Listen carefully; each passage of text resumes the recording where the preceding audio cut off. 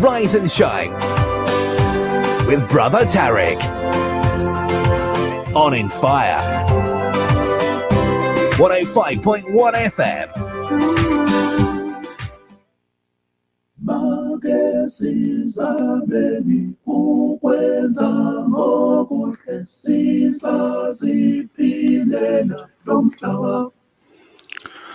Assalamu alaikum listeners, and welcome, yes indeed, welcome to the Rise and Shine show on this beautiful Friday morning. It's Friday the 25th of September, yes indeed, it is the 25th, alhamdulillah, and it is a Friday. And today, of course, it makes a bit of a change to the normal Rise and Shine show format style, because some of you may have seen that we are live on YouTube and Facebook, alhamdulillah. We are live on Facebook and we are live on YouTube, inshallah, and we are going to be speaking to a very special guest this morning about a very special topic, a very important topic.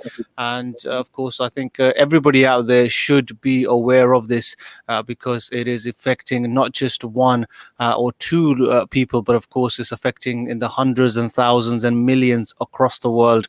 So something we need to be very cautious about. We will be speaking to, of course, the principal of Sixth Form College, Altaf, Hussain, in just a few moments. Before we do that, just a reminder, of course, it is, of course, a Friday the 25th. We will play your regular dose of nasheeds and requests very shortly. And also, of course, the riddle. We will have a riddle for you guys after the break and lots of the normal stuff. If you do have any questions, for Altaf or myself in particular regarding the topic, that would be great. Then please do, of course, text or WhatsApp 07779 481 822 07779 481 822. Now let's quickly see if I can get Altaf here with myself. Altaf, assalamu alaikum. Wa alaikum salam, Tariq. How are you? Alhamdulillah, I'm very well. Thank you so much for giving us your time. How are you this morning? I am very well. I'm not quite sure where this beautiful Friday is that you are in. I don't know if you are radioing from Barbados. It's raining here. But as I said, it's a beautiful day. I always say anytime I wake up and I draw my first breath, it is a beautiful day and everything else is a bonus. So, yes, life is good.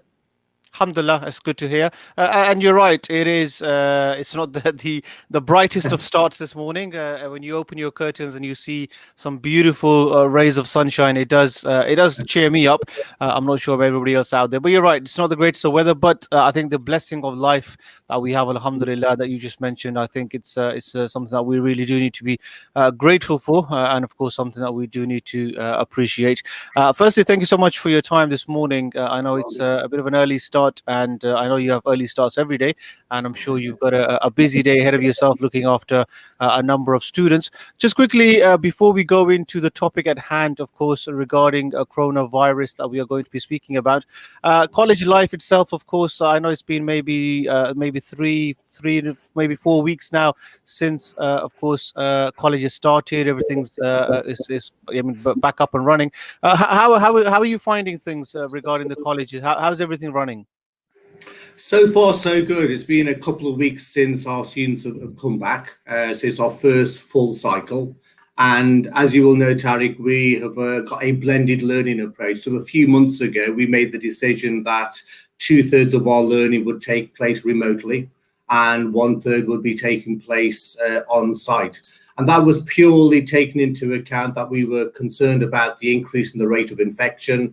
We were also conscious actually the months we've been moving into the flu season, and we just took the decision that actually we want to be prepared, that we would be ready to switch over and not to disrupt the learning of our students if and when our students may have been infected. And you may be aware that we had our first confirmed case of a member of staff, and then we've had a couple of other cases confirmed from students. I just like to say to listeners not to worry. We've got plans in place. Those students and staff are making a speedy recovery. We've taken decisions to actually make sure we protect those people around those individuals. And the main thing is the college remains open. And the even better news is that those young people who have been isolated are able to continue their learning quite seamlessly. So we just flip completely over to remote learning, and they can carry on with their learning without that being disrupted, because they've had 6-7 months of disruption already, and we just thought it was important that we don't disrupt even further. Now, I know it's not quite the same as face-to-face. We've said that from day one. It is not quite the same. But we made the decision 7 months ago that the health and safety and well-being of our community is the most important thing. And that is actually the kind of trajectory that we are following. Definitely, and I think thank you for that. I wasn't actually aware of any cases within the college itself. I know there's a couple of schools that have sent out information regarding, sending certain bubbles of certain years home due to finding positive COVID within either sometimes in students or sometimes in teachers. So, in regards, just to of course, give maybe a bit more information to the listeners regarding how you're actually managing this. So. I know, but there's this. There's this whole thing around a bubble, and I think in every school itself, a bubble could actually be different to what a bubble looks like in a different school, depending on the size, the location, etc. So, what's an actual bubble look like in sixth form college? And when you're finding out that a student or a teacher has actually got virus, how are you actually handling that? Yeah, I think it's a really good question. So I think the two things. I think we aren't hiding from actually saying that we've had a confirmed case. A few months ago, we said it's a matter of when we get a confirmed case, and actually not acting surprised and being very open and transparent with our community that there are lots of things in place to make sure that we continue to protect our community. So in terms of bubble, it's really interesting because if you notice how our language has changed over the last 7 months, now we have bubbles and circuit breakers and furloughs and all sorts of things. And it's really interesting, this concept of bubbles. And we need to be careful that this bubble doesn't create some kind of sense of, immortality. A bubble for Luton Sixth Form College is a bubble of year group. So year one would be a bubble of 1,700 teenagers. Now, I'm sure you appreciate that is very hard for us to manage in terms of a bubble. Because once that bubble arrives on site, trying to keep 1,700 teenagers distance and actually just keeping within the guidelines is very, very hard. So to avoid that, we made the decision, as I said, to go over to 2/3 remote learning and 1/3 on site. What that means is if you were to walk into my college right now, Tariq, you would see approximately 800 to 1,000 young people in their classroom, working in the library, as opposed to perhaps 3,000 young people. And what we felt was that was the only way for us to manage this over the next 3 or 4 months. So that's what a bubble looks like for us. So, a bubble is a difficult concept for us. In a school, it might be more manageable because a year group may consist of 150 young people. Here, a year group for us consists of 1,700. And remember, we're one of the largest sixth form colleges in the country. So we have almost 3,500 young people. And that makes us probably the 4th or 5th largest sixth form college in the country. So it's really a good question because people think we're like a school sixth form and we're not. The economies of scale and the volumes are much, much bigger for us. So we have to deal with things in a different way. And the final point is I think the guidance kind of mixes up schools and colleges, and we have 3,200 adults, young adults in our community walking on site. So we have to take that necessary measures as a result of that. Yeah, definitely. And also on top of that, Altaf, and I know obviously one of the reasons why obviously you're here today to talk about the whole virus itself, and I think maybe some of the communities not taking it as seriously as I think they should is my personal opinion, and I know this is something that you'll want to comment on as well. But I think is it the fact that you're actually seeing cases in front of yourself, obviously through your own college itself, that's actually kind of making you think that this is actually something a lot closer to home? Because sometimes what happens is, and I think this is sometimes often the case when it's whether it's related to some sort of a virus, whether it's related to floods, whether it's related to an earthquake or whatever it is, unless you're experiencing it, unfortunately, we can't get the true gist of the problem itself. And I think a lot of families, alhamdulillah, have been protected and haven't had a case of COVID in their families. And I think, alhamdulillah, it's a great blessing. And may Allah protect all our listeners out there and all of our families. But I think one of the key things here is you are actually firsthand seeing maybe some of your students, maybe some of your teachers going through this, and it makes it a lot more personal to yourself. Yes, and I think that people might be asking, what is he doing here? You're an educational provider, but I just felt it was a personal duty for me to just share our experiences, not to tell people what to do. Who am I to judge what other people are doing? But I've always felt that 3,500 young people, 70% of our students are BAME, 70% are from deprived wards, and a fair proportion are vulnerable. So I've always felt the Luton Sixth Form College is a microcosm of Luton, and what we do here may reflect and mirror what is going on in the wider community.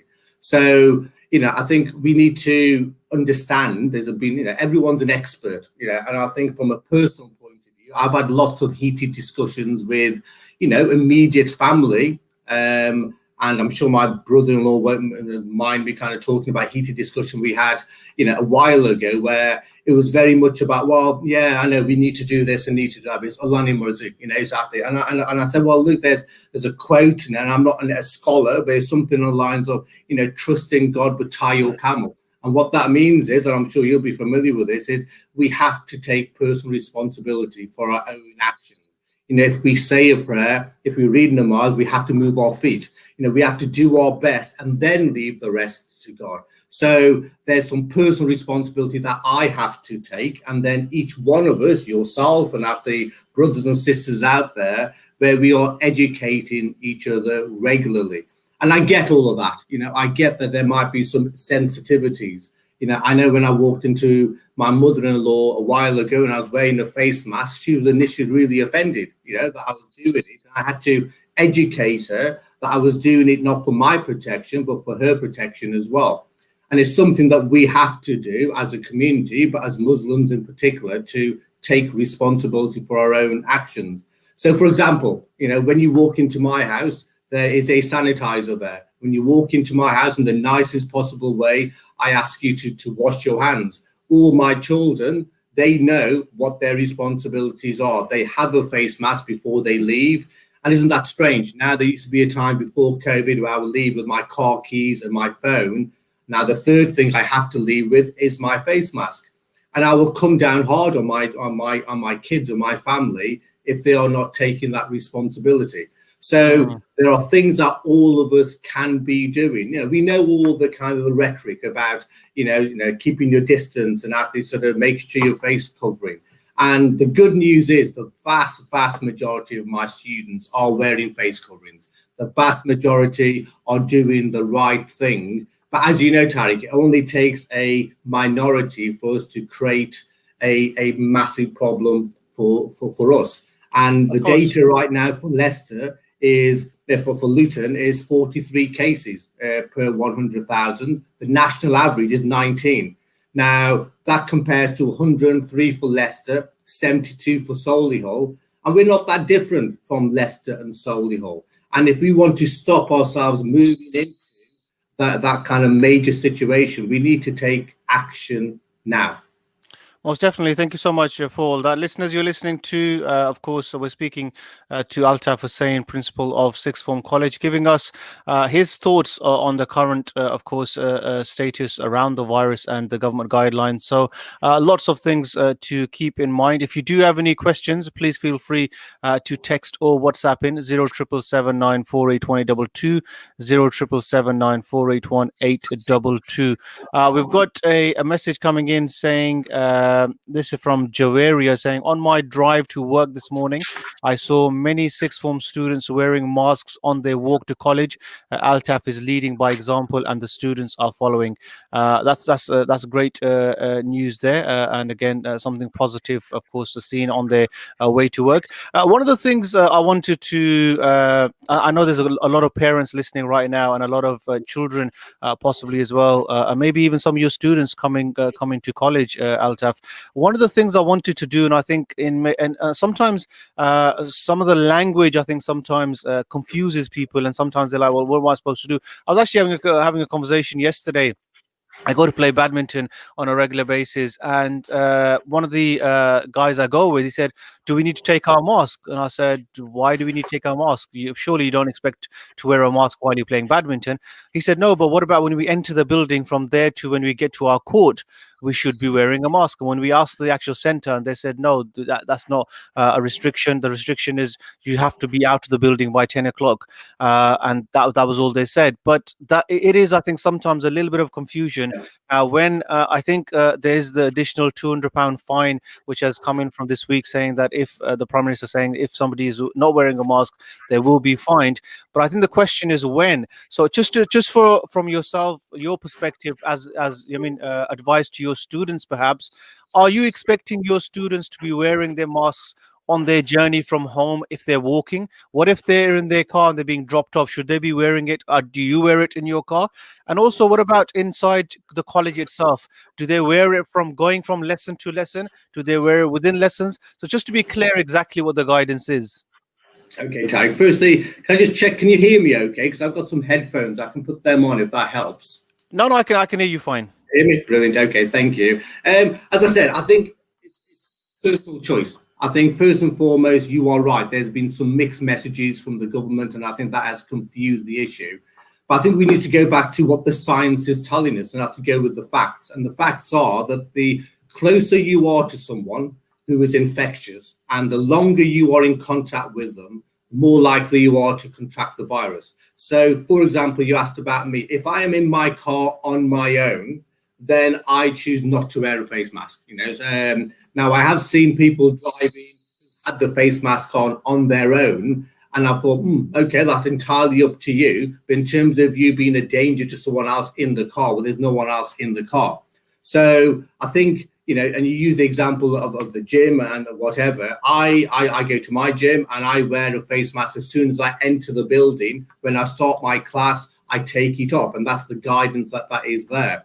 In terms of our students, they are required to wear a face mask on public transport. That is required by them.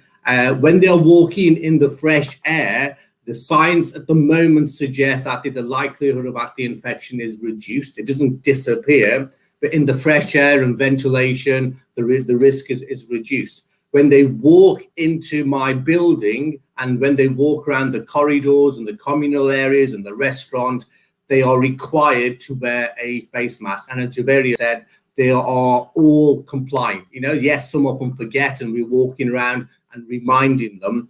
When they walk into their classroom, the guidance is that they don't have to wear one, but we are saying if you choose to wear a face mask, you can do so in the classroom. And that is based on the guidance that we've been given by the government.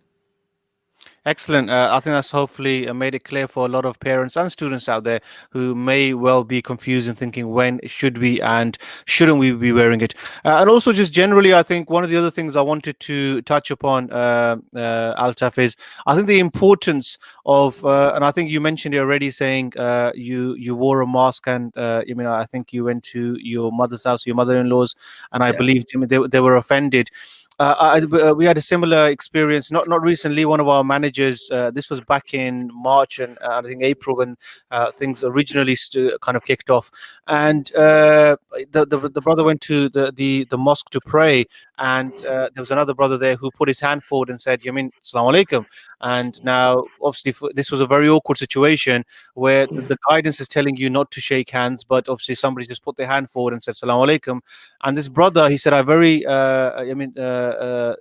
kindly said, "Wa alaikum salam. I'm really sorry, but I can't shake your hand at this moment in time because of the virus that's spreading and stuff, and not just for myself, but also to protect you from me." Because I think this is something that people really need to understand. It's not about the fact, and the common understanding is, well, what do you think? My hands are dirty? What do you think? I'm not a clean person? And it's like, no, not at all. That's not the case. I'm not saying you're dirty. I'm not. Making any assumptions. I'm trying to protect you from me and me from you, and that's, I think, something that's very important. And I think people out there, unfortunately, will get stuck into these kind of. And I know for a fact, if I was in that situation where somebody had just put their hand forward, I'd feel very. It'd be a difficult situation to get out of. And you think, what do you do? And I think this is where it's quite important for people not to be shy, not to, because obviously this is national guidance. This is not something which is a secret where one or two people are doing. This is national guidance, and people should be strong enough, I think, to say, "I'm sorry. I'm going to wear a mask. If you're not happy about it, then that's completely your choice. But this is I'm protecting myself and protecting you from me." And handshakes and I'm sure you may even see that in your college where it's a genuine general kind of greeting where people may come and they may do a handshake. So how would you advise those people out there who may come in that predicament where people may want to put their hand forward and want to greet them? I think, and it's not being done maliciously, as you say. It's being done with best intentions, etc. And we are used to dealing with teenagers, and teenagers by nature are tactile. They like to hug and they like to shake hands, and it's something that we are educating our community with about. You don't need to shake hands. There are other ways for you to express your love for each other, and it's just keep on going, keep on going. Mentioned about the face masks and the face coverings. We had a long conversation in our executive team about the pros and cons of face coverings, because we were worried that by wearing a face mask or a face covering, that would give a false sense of security, that people would then forget to do the basic stuff, i.e. washing their hands, keeping their distance, because those are the two main things that will help. Now, if everyone is washing their hands regularly, and there's a lot of research that suggests that people don't wash their hands enough times, etc., and they don't know how to wash their hands properly, for 20 seconds and gain in between the gaps here and the nails, etc. That has to be done regularly and to be keeping your distance. And for people who are reading namaz and doing wuzu, they'll be used to that. Luckily, as a religion, we are used to keeping clean. And it's just building on that cleanliness and building on that keeping your distance. And as you said, in my family, I have some vulnerable adults. My mum, is older. My mother-in-law is older. We have vulnerable people. And it's for me to make sure I take personal responsibility for my own actions by washing my hands, keeping my distance. Of course, I want to give a hug to my mum, etc. But my mum understands the reason why I'm not doing that isn't because I don't love her. It's because I do love her and I do respect her. And if we all do that, bit by bit, we will overcome this virus. And we need to have the facts. We need to challenge. And I don't know what it's like with you, Tariq, but I have a wise auntie. I have a wise uncle. And I listen to what they say. And with no disrespect, the facts are not quite there. And it's for me not to stay quiet, because I've been brought up to just let my elders say what they need to say. But I am now an elder and I have a responsibility. So I gently have to say to Auntie, look, Auntie G, that's not quite right. You need to do this. You need to do this. Let me show you what we need to be doing, because I love and respect you. But what you are saying isn't quite right. Because if you notice, everyone's an expert. Everyone's an expert on COVID-19, and sometimes they're not letting facts get in the way of what they are saying. And these people are really influential within the community. The conversations that will happen in the mosque, in the masjid, etc., out there. And our key influencers, our counsellors, our key spokespeople in the community, they need to lead by example and be saying, look, this is what we have to do as a community, not because it's only the right thing to do, but as you know, Black and Asian children, adults are more likely to be hospitalized at a higher rate than white people. So it's a personal responsibility for every one of us to be doing the right thing. Most definitely. Listeners, we've got about a minute or two left. We've got a text message coming in from Alishba. I can't name the school you've mentioned, but you're saying, Assalamu alaikum. There's a particular school you mentioned saying doesn't have social distancing. Face masks are not being worn whilst in lesson. However, it's voluntary to wear the masks in the corridors, but the teachers are not enforcing it. I can't obviously verify that, and I can't mention the school because I don't have the information is verified. But yeah, please do take it out with your school. As far as I'm concerned, and I'm sure Altaf can maybe confirmed that for us. I think as the guidance goes in the lessons, I don't think the students have to wear it, but they should be wearing it as they're going from one lesson to another. That is an option that we know. So I think each school and college has to decide on their local context if they want their students to be wearing it in communal areas. We decided that we did, but other schools have decided that they don't because their bubbles are very tight. So that is a decision made by each executive team. We literally have the last 30, 40 seconds left, Altaf. Just quickly in the final seconds, your word of advice to everybody out there, and what should we be doing? Just follow the guidance. I think it's very simple. It's face, hands, and space. Keep your face covered wherever possible. Wash your hands as much as possible. Keep your distance, because that is what we are being told.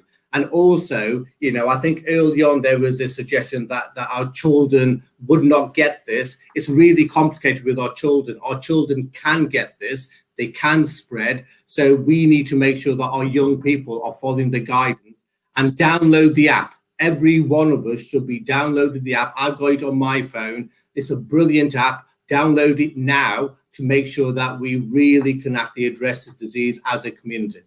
Most definitely. Thank you so much for mentioning the app itself. Listeners, we are going to talk about that after the break, and hopefully I'll remind you to download that. Again, a very essential, important app. Altaf, thank you so much for your time this morning. Very important information there, and I hope and pray that, of course, yourself, your family, and, of course, your students that you look after stay safe. And no doubt we will have some further updates for you from yourself in the next coming up weeks. Thank you so much for your time this morning. All the very best.